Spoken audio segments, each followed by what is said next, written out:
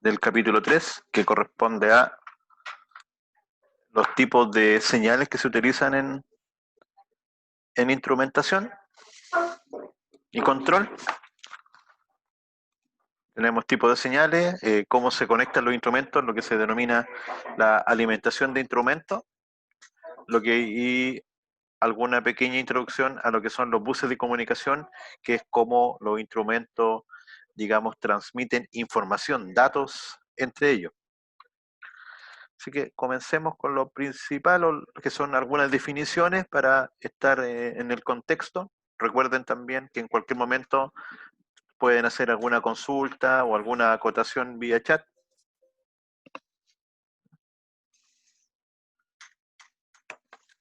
¿Sí? Ya, entonces lo primero, para que como este capítulo es señales, partamos definiendo qué es lo que es una señal.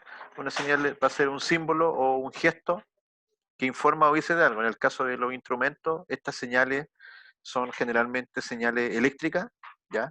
De ahí que ustedes primer semestre hayan tenido clases de electrotecnia para que manejen los equipos, tengan conceptos de señales, etcétera, que ahora las vamos ya a aplicar en la tecnología y directamente en los instrumentos. Entonces, como decía, estas señales van a ser generalmente señales de voltaje, señales de corriente o en algunas redes va a ser variaciones de frecuencia.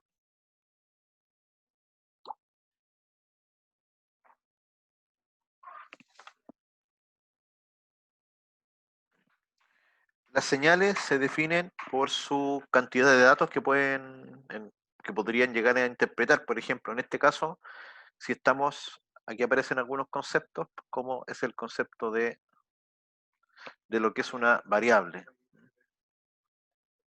Y aquí aparece el apellido, ¿no? La variable medida, que es lo que nosotros vamos a estar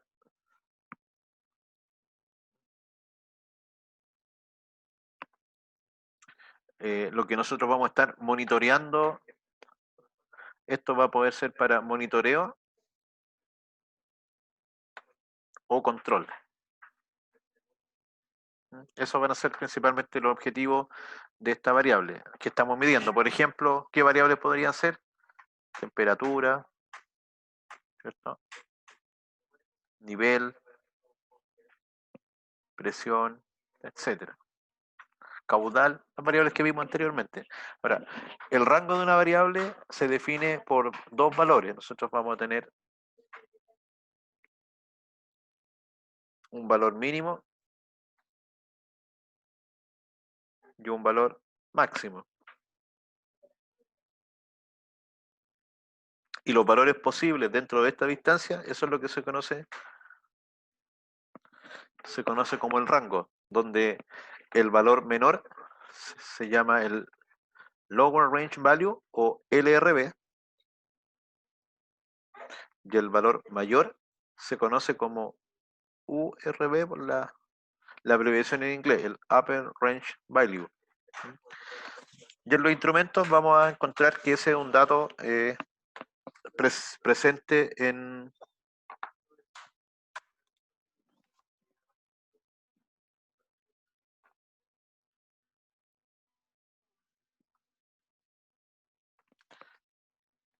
la hoja de características en el data sheet que se conoce, a donde está la información. Les voy a enviar esa laminita, guardar información. Vamos al chat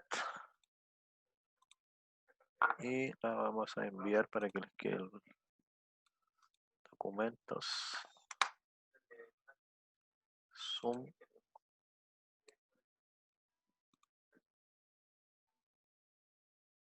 Ya.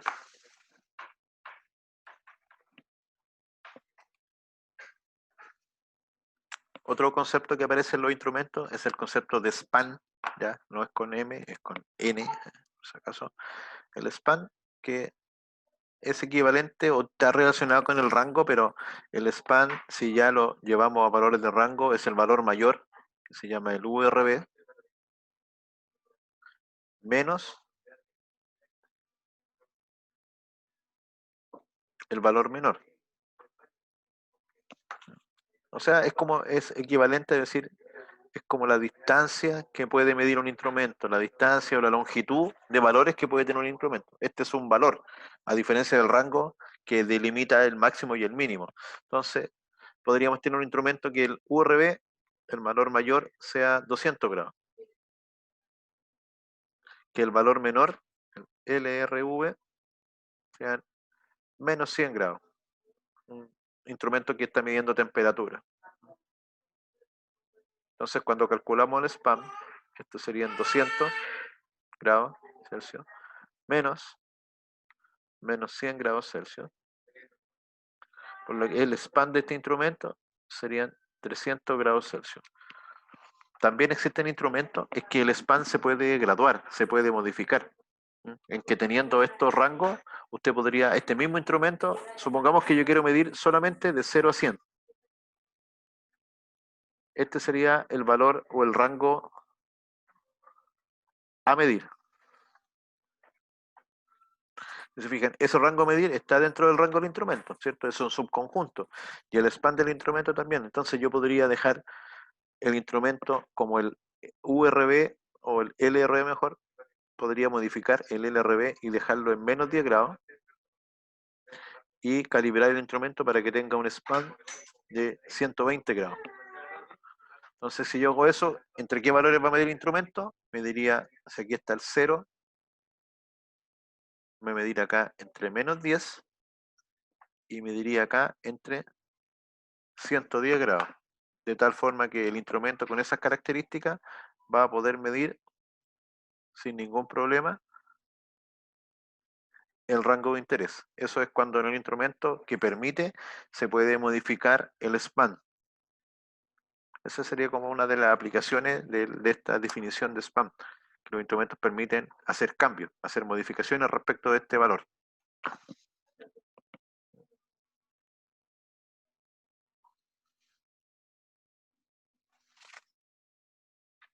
Ya. El error, este es un concepto interesante,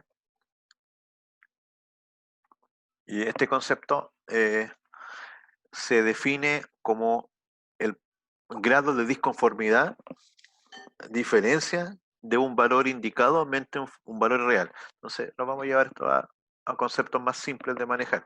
Entonces, tenemos un valor que sería ideal.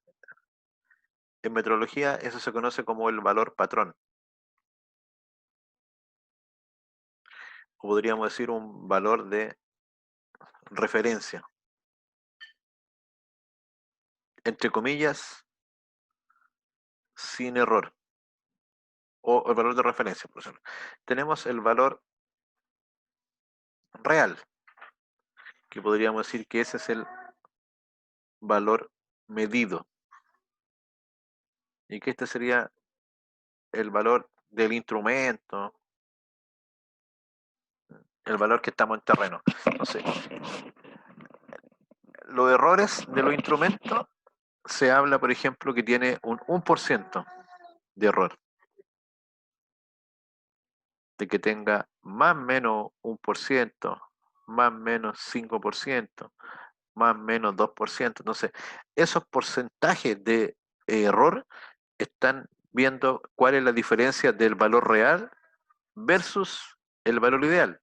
Supongamos que el valor ideal fuese 100 y tenemos un error de más o menos 1%, podríamos tener valores entre 101 y 99. ¿Se fijan? Aquí está el 100 y aquí tenemos más 1% y para acá menos 1%. Y este instrumento estaría midiendo según lo que indica el fabricante de buena forma, porque el fabricante nos diría, este instrumento tiene un error de más o menos 1%. Si nosotros vamos a medir y medimos el valor contra un valor patrón, un valor de referencia, un valor ideal, va a medir 100. Pero en nuestro instrumento podría medir 101 y estaría dentro de todo, dentro del error. O podría medir 99 y también estaría dentro del error de lo que nos indicó el fabricante. Ahora, la forma de expresar el error existe en múltiples formatos. Puede ser, y aquí ya se aplican conceptos anteriores, como un porcentaje del spam. Puede ser en unidades de la variable medida. Aquí en vez de habernos dicho el error no es más o menos 1%, sino que el fabricante nos dice, ¿sabe qué? El error es más o menos 1 grado. Puede ser como un porcentaje de la lectura. Entonces, si nosotros leemos 50, habría que ser un error respecto a la lectura. Puede ser como un porcentaje de la longitud de escala, que es lo que está aplicado en este ejemplo. También en el instrumento aparece esto. FE, en este concepto que significa, aquí mejor dicho, FE, full scale. Entonces, esas son las formas de cómo los instrumentos nos expresan un error. Hay que tener claro que en todo momento los instrumentos tienen error, no son perfectos. No existe un instrumento perfecto, todos tienen cierto porcentaje de error y a mayor calidad en la medición debería tener un menor error. Entonces ahí se definen, como decía hoy, clases de instrumentos. Y las clases se hablan de clase 1%, 2% y tiene que ver con el error relativo. ¿Alguna consulta hasta acá?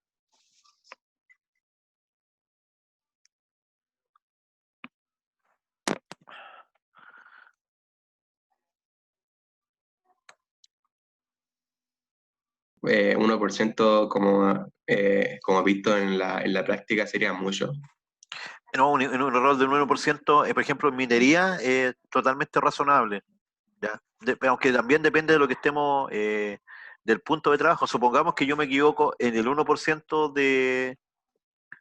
de la calidad del cobre final, un cobre electrolítico. Sería impresentable porque ahí se fabrica al 99,99%. Entonces, un error del 1% ahí sería totalmente prohibido.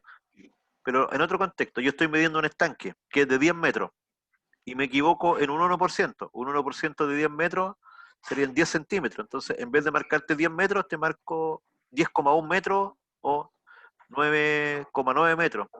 En ese caso, no sería tan relevante. Entonces, el error de 1% también va a depender de lo que estemos midiendo. Si es el producto terminado, lo que nosotros vendemos, es imposible. 1% estaríamos tendiendo a la quiebra porque hay negocios que trabajan con un margen de utilidad del 3%, del 5%. Y si de eso yo me equivoco en 1%, imagínate, iríamos a la quiebra. Yo te podría estar vendiendo un, de 100 kilos, 1 kilo de más. Por lo tanto, pierdo dinero. O te podría estar vendiendo de 100 kilos, 1 kilo de menos. Por lo cual no pierdo dinero directamente, pero estaría cometiendo un ilícito. Te estoy cobrando algo que no te estoy entregando. Y lo mismo en las materias primas. Yo quiero fabricar algo y yo tengo que sumar ciertos volúmenes para poder producir mi producto. Y si me llega menos volumen, no puedo por fabricar. Entonces, en procesos intermedios es aceptable, pero en procesos de iniciales o finales es medio complicado un error de un 1%, pero de nuevo es relativo al sistema. En instrumentos eléctricos, por ejemplo, en un voltímetro, en un amperímetro, los que nosotros usamos en laboratorio, en la universidad, esos son error 1%. Pero, por ejemplo, si fuera para cobrar el medidor que nosotros tenemos en la casa o el que está en la industria, que sirve para facturar cuánta energía se consumió, esos son errores 0,1% o 0,2%. Porque claro, ahí ese error significa bastante costo. O un surtidor de combustible, imagínate, que son estas pistolas que miden cuántos litros están ingresando al vehículo. Entonces, esos también son errores 0,1%. Como Entiendo. muchas cosas en la vida es relativo, pero si impacta económicamente, el error que sea lo más pequeñito posible. Yeah. Y claro, y en general el avance de toda la tecnología, de toda la fabricación, cada vez los errores son más pequeños, de tal forma que cuando yo diseño algo, fabrico ese elemento, ojalá no tenga error. Entonces yo digo que esto va a aguantar 10 horas, cuando lo estoy usando, que efectivamente el tiempo de trabajo sean 10 horas, o que este plástico o este elemento yo lo puedo abrir 100 veces y yo lo abro 100 veces. Entonces, para que se cumplan esas condiciones, es que durante su fabricación se deben haber respetado todos los errores, porque si al revés, compramos algo y nos equivocamos, fabricamos algo y nos equivocamos, los errores se multiplican. Entonces, al final, el error final en el producto es un error gigante. Y esa empresa está destinada al fracaso, lamentablemente. De ahí la importancia de medir, pues si nosotros no medimos algo no sabemos lo que estamos haciendo.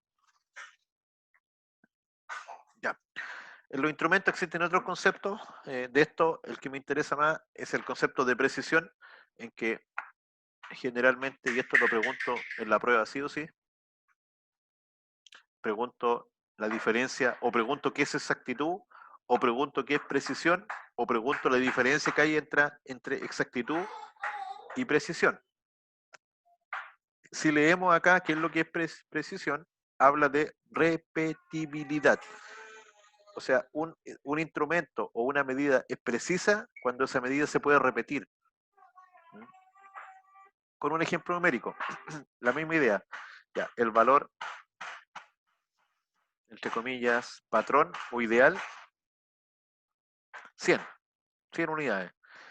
Y este sería el valor medido. Vamos a hacer dos. Valor medido A y valor medido B. Para hacer dos casos. Ahí. Entonces, el A mide 100,0, 99,9, 99,7, 100,1, 100,2. Se fijan acá, este valor, el valor que debiese medir es 100. Pero acá el error es 0 en valor absoluto. Acá el error es 0,1, 0,3, 0,1. En el otro sentido, 0,2. O sea, todos estos valores, si lo graficáramos, si aquí estuviera el 100, sería algo como con muy poca ancho. Sería una distribución normal, pero con una desviación estándar muy pequeña. Este valor es preciso, porque tiene poca variación, y se repite el valor tendiente a 100. Y al mismo tiempo es exacto, porque respecto del valor patrón es bastante parecido. Ahora vamos a hacer un ejemplo de un valor que siendo preciso no sea exacto. Y bastaría con hacer esto, por ejemplo, 95,0, 95,1, 94,9, 94,8, 95,2. ¿Se fijan? Este valor es también bastante preciso, porque si hago la misma lógica, todos estos valores están tendiendo a 95 o 94,9. ¿eh? Es el valor que tienden, pero no tiene cierto error respecto del valor patrón. Por lo tanto, el valor B es menos exacto que el valor A, que las mediciones.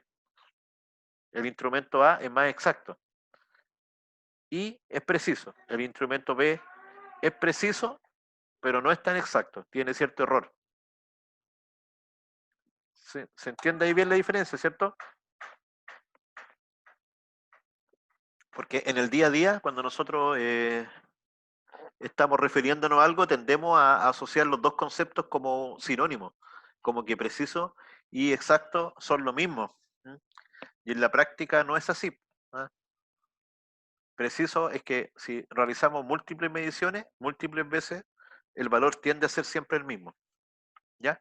Otro concepto interesante se llama zona muerta. Y la zona muerta significa que hay instrumentos, voy a borrar eso de ahí, voy a guardar el ejemplo, se lo voy a enviar por el chat.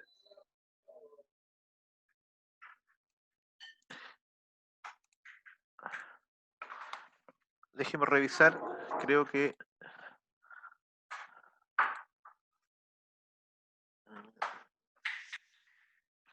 Voy a revisar inmediatamente.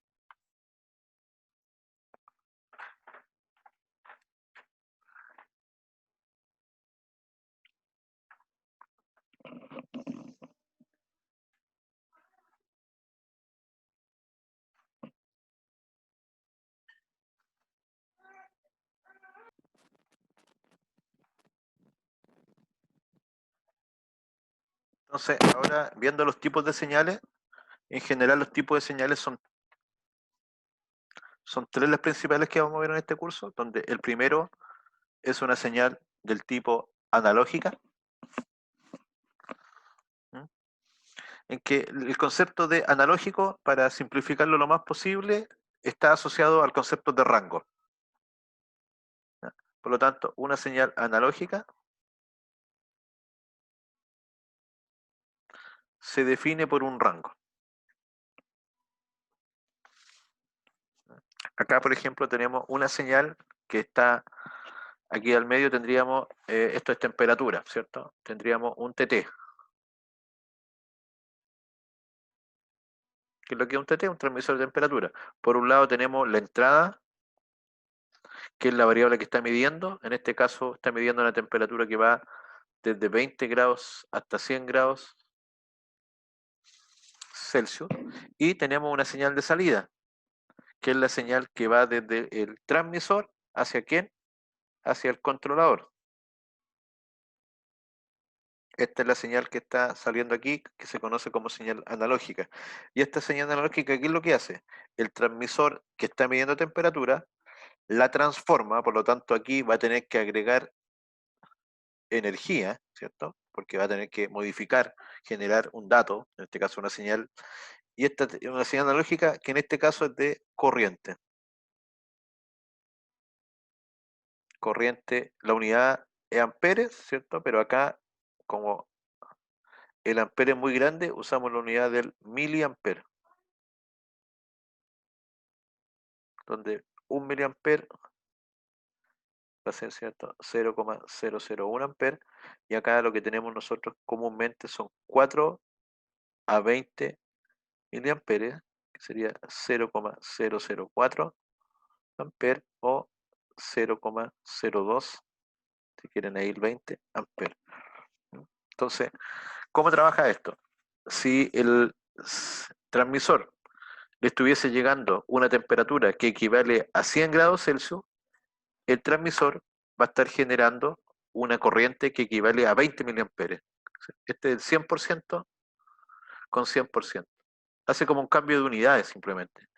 Si la temperatura ahora fuera la mínima, 20 grados Celsius, eso equivale al mínimo, 0%. Y en este caso, eso equivaldría a 4 miliamperes. Por lo que el controlador tiene que tener cargada esta curva. Esta curva, entre comillas, es la información de la medición.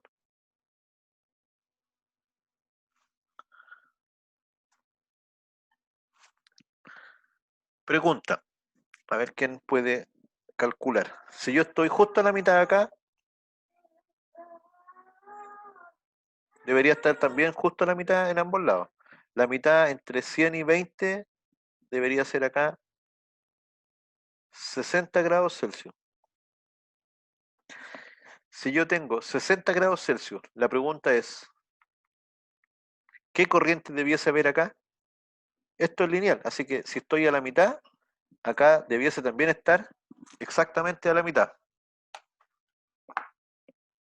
¿Quién me responde por el chat, por favor?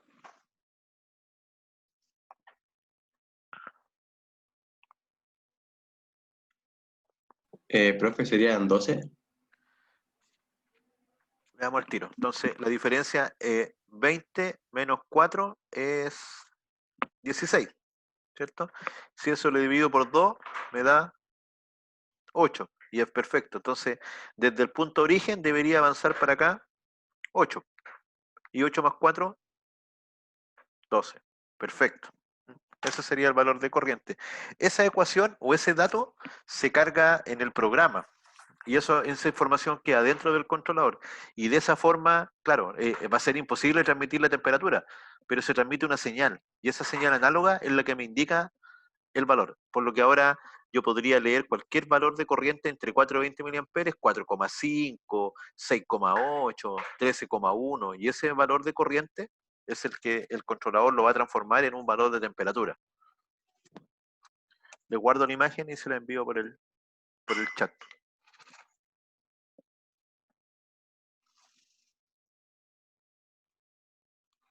La otra señal, bueno, las señales de corriente fueron estandarizadas por el Comité Electrotécnico Internacional que habíamos visto en el capítulo anterior, por la IEC, y vamos a hacer un ejemplo bastante interesante sobre cómo trabajan estas señales.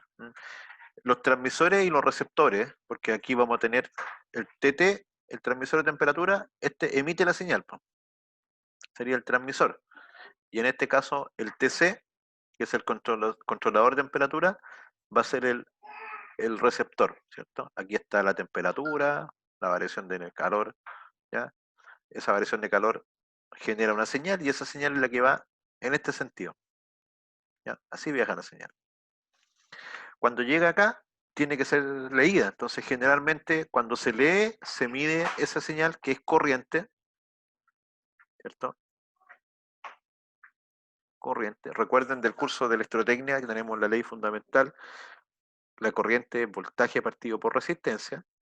Entonces acá lo que queremos es transformar en voltaje la corriente y lo que decimos entonces es que voltaje es igual a corriente por resistencia. Entonces lo que se hace acá es que la corriente se conoce, se mueve entre 4 y 20 miliamperes y ese valor de corriente lo aplicamos sobre una resistencia. Por ejemplo, 250 ohms. Y si resolvemos eso, que sería voltaje, nos da que el voltaje ahora se transforma en un rango de 1 a 5 volts. Lo vamos a ver con un ejemplo más adelante, pero de esta forma es como se manejan las señales análogas desde que nacen, midiendo la variable. Ahora, esto podría ser, como les dije en este ejemplo, medición de temperatura, pero podría ser medición de densidad, de conductividad, lo que sea. Y el transmisor lo que va a tomar esa señal de la variable la va a transformar en una señal de corriente, por lo que el controlador lo que ve son puras señales de corriente o puras señales de voltaje. Y después en el programa yo debo identificarle y decir, a esta señal de corriente corresponde a la temperatura del horno, esta señal corresponde a la presión del estanque, esta señal corresponde al nivel de este canal, etcétera. Y ahí se va desarrollando el dato.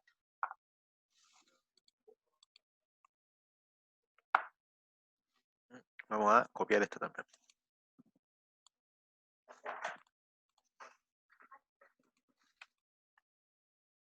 La otra señal, que es bastante más simple, se llama la señal on-off.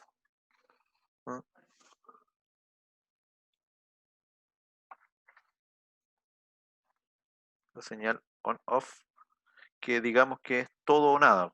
Aquí podría ser todo o nada o 1, 0, presente, ausente. Y aquí se puede ver en el gráfico, en ambos gráficos. Aquí la señal está presente, todo 1. Aquí está ausente, nada, 0. Aquí está presente, todo 1 y así sucesivamente. Acá hay que observar en este pedazo. En este tramo hay señal, por lo tanto aquí sería un 1. Y en este tramo no hay señal, aquí sería un 0. En este tramo hay señal, aquí sería un 1. Y de esa forma, lo que nos puede decir, ¿qué podría ser ese 1? Podría ser que se detectó, por ejemplo, se detectó que subió la temperatura. Entonces aquí subió la temperatura a cierto valor, se detectó 70 grados Celsius. Y si está en cero, es que no sabemos qué temperatura hay, pero lo que sí sabemos es que no hay 70 grados Celsius. O podría ser un estanque. Y el 1 podría ser que se detectó el 90% de llenado el estanque. Entonces, si se detectó eso, es porque estamos en 90, y si no se detectó, es porque estamos en otro punto. Esta información es más básica, nos permite conocer un punto solamente. Sabemos si estamos en el punto o sabemos si no estamos en el punto. Versus el análogo que nos entrega múltiples puntos, porque nos entrega la información del rango completo. Acá solamente tenemos la información de un punto de trabajo. Esa es la gran diferencia, pero tienen aplicaciones distintas. Como les digo, si esto fuese en un estanque, vamos a hacer un ejemplo aquí inmediatamente.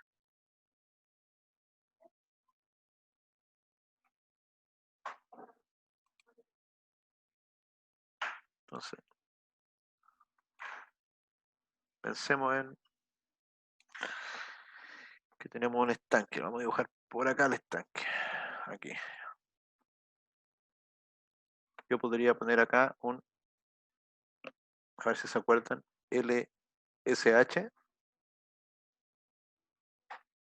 Y acá un LSL.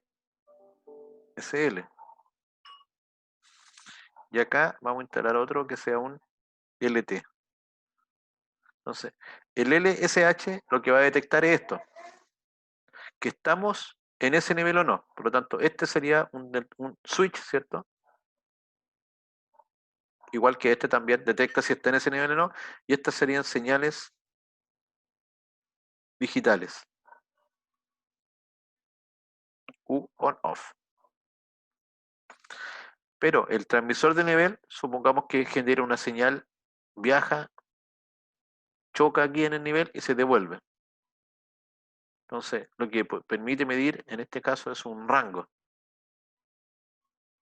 Como dijimos, entre el valor mayor y el valor menor.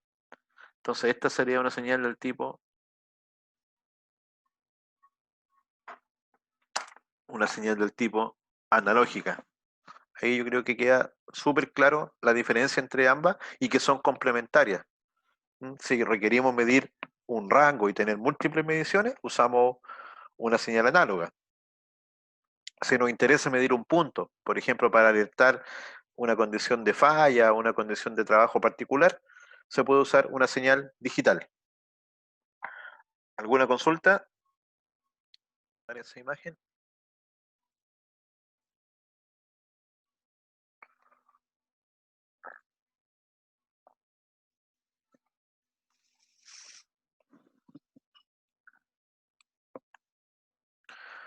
Otra señal digital, pero esta señal digital se llama una señal de un bus de comunicaciones, ¿no?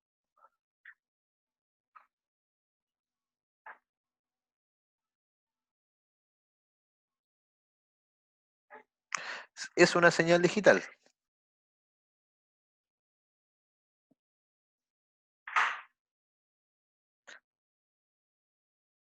pero lo que transmite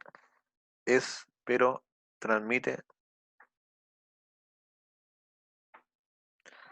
datos. Entonces, vamos a analizar esta señal. Si fuera una señal digital común y corriente, nosotros deberíamos decir que aquí vale 1, por ejemplo, todo este pedacito de aquí vale 1, este vale 1, todo eso vale 1, eso vale 1, 1,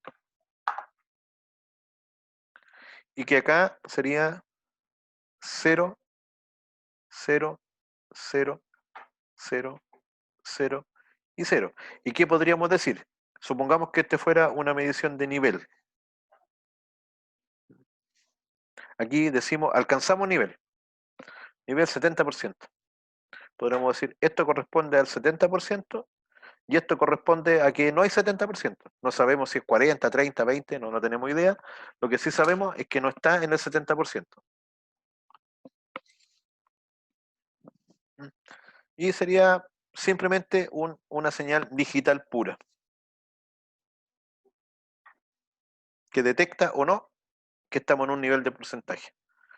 Y esa es la que vimos antes. Ahora, ocupando una señal digital, se puede hacer esto.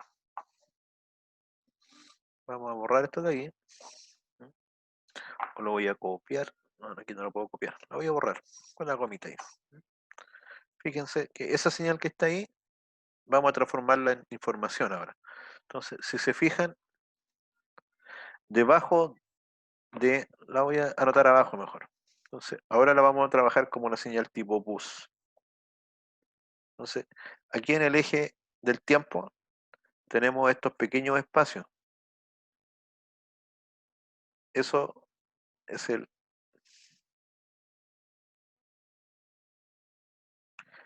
periodo de lectura. Entonces, lo que vamos a hacer ahora es la siguiente cosa. Vamos a ver todos los periodos y vamos a ir midiendo entre cada periodo. Entonces, en el primer periodo aquí vale un 1.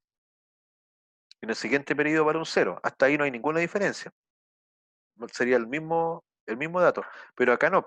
Acá medimos el periodo y en la primera parte del periodo hay un 1. En la siguiente parte también hay un 1. Acá hay un 0, un 1, un 0, un 1, un 1, un 1, un 0, 1, 2, 3, 4, 0, 1, 0, 1. ¿Se fijan? Entonces ahora ese tiempo que está en 1 yo lo empiezo a dividir en pedacitos y yo puedo, el periodo, ustedes saben que es el inverso de la frecuencia, entonces si yo esto lo voy achicando cada vez más, aumento la frecuencia. Si yo aumentara la frecuencia, por ejemplo, al doble, aquí no habría un 1, habrían dos unos, dos ceros. Entonces, esto que era simplemente encendido apagado, ahora se transformó en un código. En este caso estamos trabajando bajo el sistema de numeración o el código binario. El binario es porque tiene dos estados. Los estados del sistema binario es 0 o 1. Y cuando nosotros escribimos eso, un 0 o un 1, lo que estamos representando es un bit, que es la forma más básica de representar una información, un dato. Es un dato básico, ¿cierto? Solamente nos dice 1 o 0, no nos dice nada más. Pero si nosotros ahora queremos representar un dato más poderoso, lo que usamos es juntar 8 bits. Entonces vamos a partir aquí, 1, 2, 3, 4, 5, 6, 7, 8. Hasta aquí.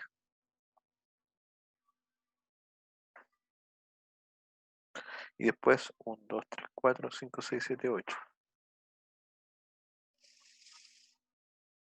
Entonces, el más pequeño es un bit, pero ahora si tomamos 8 bits, lo que generamos es un byte. Por lo tanto, aquí tenemos un byte, y a partir de byte nosotros ya podemos traspasar información. Así, un bit son solamente dos combinaciones, pero un byte tiene, por cada puesto son dos combinaciones y en total son 8 bits. Un byte son 256 alternativas. Entonces, agrupando estos 1 y 0 y formando un byte, cuando yo envío un byte puedo informar 256 datos.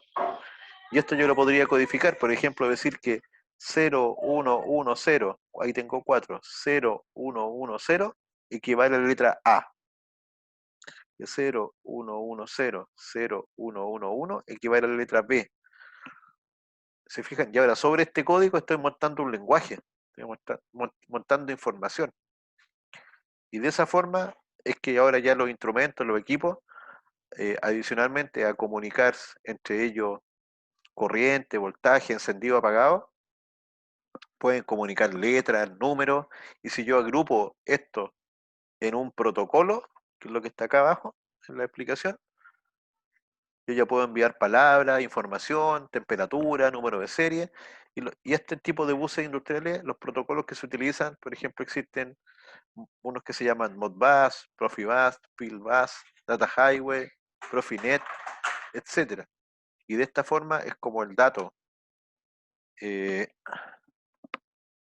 el dato que era un bit solamente, ahora se transforma en un byte en información.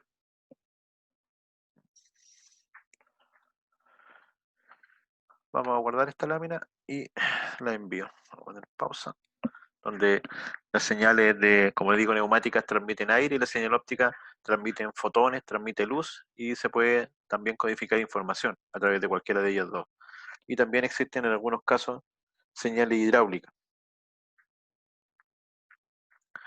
La alimentación de los instrumentos tiene que ver con cómo se conectan estos instrumentos y cómo, dijimos, le agregamos energía para que puedan funcionar. Y de ese punto de vista existen tres formas de conectar los instrumentos según la cantidad de conductores, 2, 3 y 4 hilos. El primero de ellos es la conexión a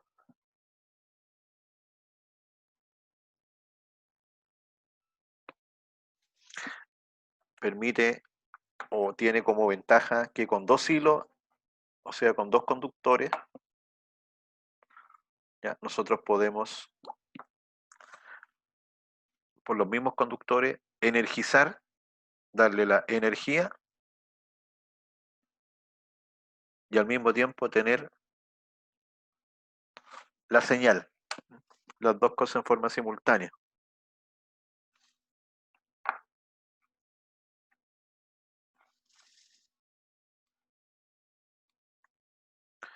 Cuando son cuatro hilos, esto se hace separado. Tenemos dos conductores o dos cables que lo que están haciendo es dar la energía y dos conductores aparte que están manejando la señal. Y tenemos una tercera configuración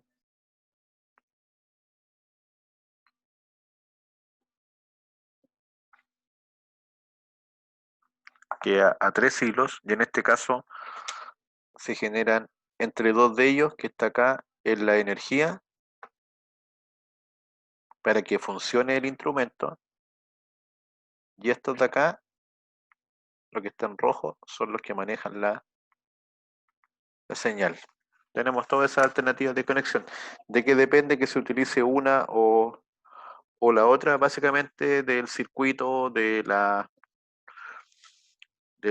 especificaciones que tenga ese proyecto en particular, etcétera, por lo que pueden ser modificables, se puede usar de forma aleatoria alguno de ellos.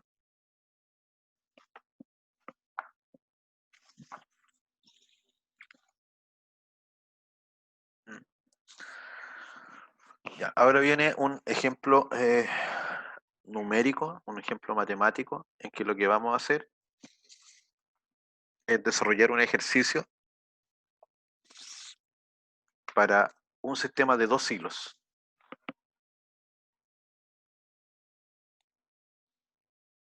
Este sería para un sistema de...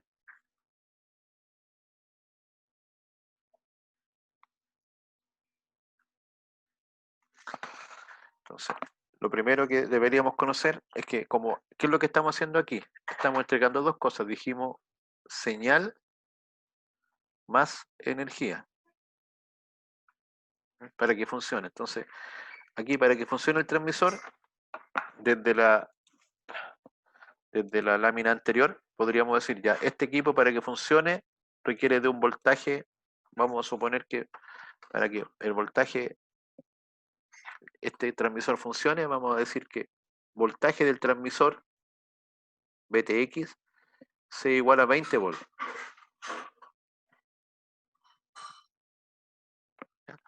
Esto es lo que necesita para funcionar. Esto es lo necesario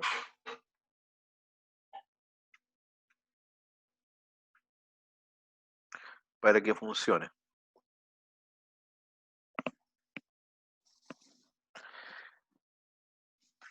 Si recordamos algo de circuito eléctrico, el voltaje que vamos a tener en este circuito es igual, esta es la fuente,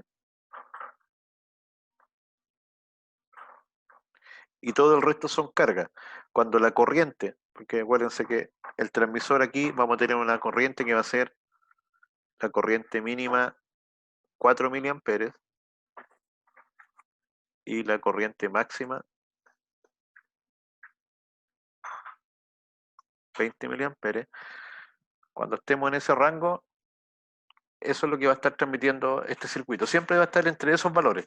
Entonces, cuando esta corriente llegue a esta resistencia, va a producir aquí un voltaje.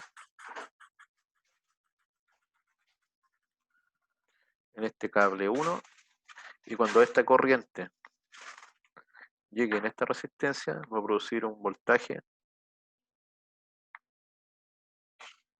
en el cable 2.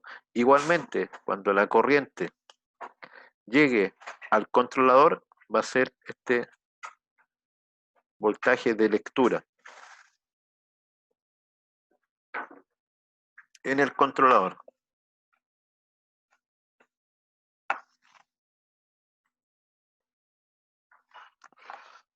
Voltaje de lectura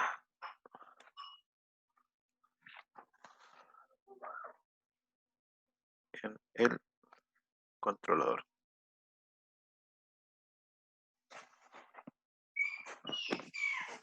Entonces, ¿qué debemos saber nosotros? Que el voltaje de la fuente va a ser igual al voltaje del cable 1 más el voltaje del cable 2 más el voltaje del transmisor más el voltaje de entrada. O la energía, en este caso el voltaje que genere la fuente, se va a repartir entre todos los que están acá. Ahora, de los voltajes que tenemos, en otras palabras, aquí la incógnita pasa a ser el voltaje de la fuente. ¿Qué voltaje debe tener la fuente para que esto funcione? Entonces, esta es la incógnita, pero la podemos calcular sumando cada uno de los voltajes parciales. De partida, este voltaje, el voltaje Tx, ya lo conocemos. Entonces aquí podríamos decir voltaje de la fuente, va a ser igual, voltaje TX lo conocemos, 20 volts,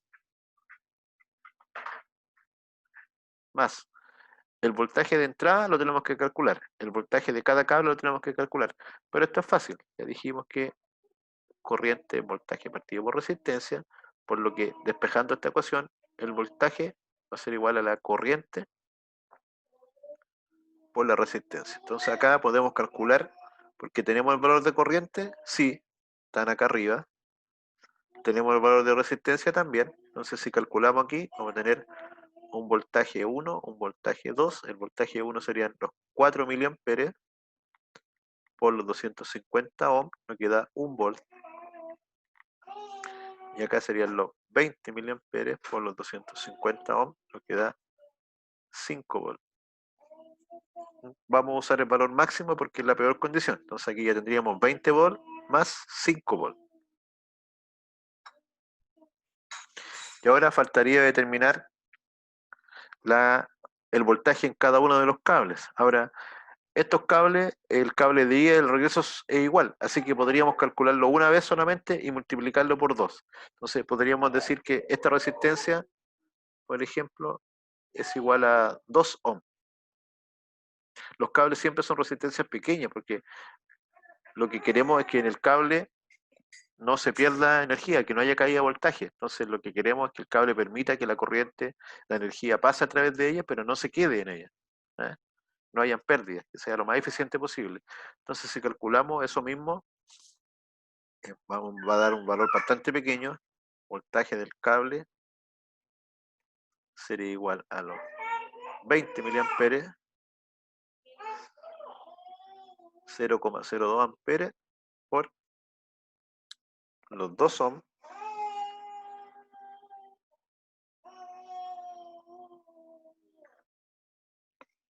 me va a dar que el voltaje en el cable es igual a 0,04 volts.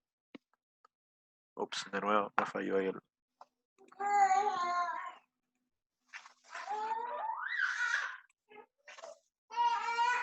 Es decir, más 2 veces por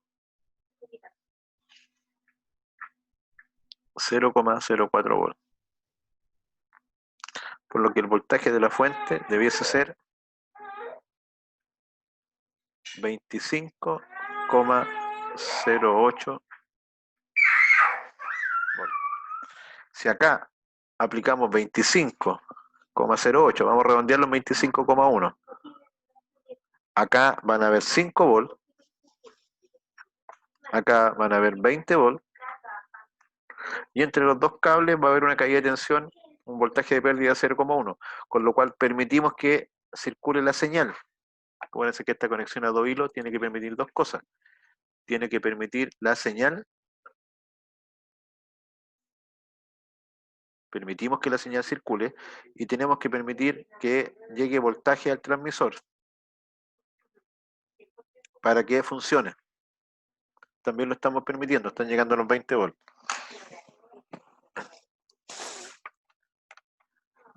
Consultas, por favor, porque este problema sí o sí también va a entrar en la prueba. Profe, para el voltaje se empezó a tomar los 20 miliamperes. Claro, para el cálculo, sí siempre van a ser aquí los 20 miliamperes porque es la corriente más alta, y la corriente más alta es la que va a generar la peor condición, o sea que haya más pérdidas. Ahora, como dato, aquí siempre tiene que ir el voltaje que necesitamos para conectar el transmisor. Yo podría decir en la prueba ya, este voltaje a un grupo le va a tocar, o a una persona le va a tocar 18 volts, a otro compañero le va a tocar 22 volts, a otro le va a tocar 30 volts, pero ese es un dato. Si no llega ese voltaje, esto no funciona, por lo que tenemos que alimentarlo con ese voltaje. Después, la caída de tensión en los cables va a ser siempre el mismo procedimiento. Debemos conocer la resistencia del cable. Ahora, en la práctica podemos decir, por ejemplo, el cable, voy a anotar por aquí en algún lado porque ya no queda mucha pizarra.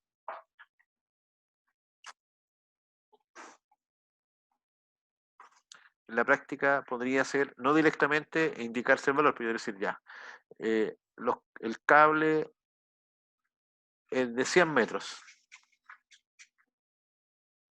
Y de datos de catálogo, el fabricante me dice que esto tiene 1 ohm por cada metro. Entonces la resistencia del cable debería ser igual al largo, los 100 metros, por 1 ohm partido por metro. En este caso, la resistencia del cable sería una locura de 100 ohms. Imposible, la resistencia de los cables siempre son más pequeños, pero ojalá fuese cero, ¿cierto? Si fuese 0 ohm, sería un superconductor y podríamos transmitir energía casi infinita sin pérdida. En la práctica va a tener un valor de resistencia, pero son, como les digo, pequeños, del orden menores a los 10 ohm, 3 ohm, 1 ohm, son valores muy pequeños. Pero en la prueba, en la pregunta, yo podría colocar algo así, o 0,1 ohm, por ejemplo, ya, y si fuera 0,1 ohm, aquí serían los 100 metros por 0,1 ohm por metro, y eso daría 10 ohm, sería un valor más creíble. O podría dar los ohm por kilómetro y entregarlo en metros, entonces ahí tendría que multiplicar y dividir por 10, porque si estamos en metro, kilómetros, tendría que ser el ajuste o por 1000, según el dato que se entregue. Pero básicamente esa es la metodología para poder determinar cómo funciona este, este circuito. Hasta este ejercicio va a entrar en la prueba. Hasta este punto. Esta es la última materia que ingresa en la prueba. La próxima clase tenemos un repaso de, de prueba y vamos a tener la prueba, dijimos que era la segunda semana de noviembre, nos corresponde la próxima semana, pero no va a ser el mismo día la clase, así aprovechamos la clase para un pequeño repaso, ahí voy a hacer un repaso a ambos cursos simultáneamente y la prueba la voy a programar vía aula, lo más probable que fuera del horario de clases para que ustedes ahí se conecten y puedan desarrollar la prueba tranquilamente.